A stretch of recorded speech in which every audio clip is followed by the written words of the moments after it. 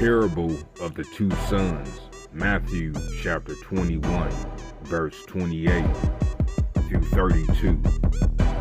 Verse 28. What do you think? There was a man who had two sons. Went to the first and said, Son, go and work today in the vineyard. Verse 29. I will not, he answered. But later he changed his mind and went. Verse 30. Then the father went to the other son and said the same thing.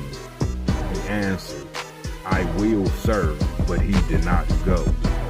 Verse 31. Which of the two did what his father wanted? The first, they answered. Jesus said to them, Truly I tell you, tax collectors and prostitutes are entering the kingdom of God ahead of you. Verse 32, For John came to you to show you the way of righteousness, and you did not believe him. But the tax collectors and the prostitutes did. And even after you saw this, you did not repent and believe in him.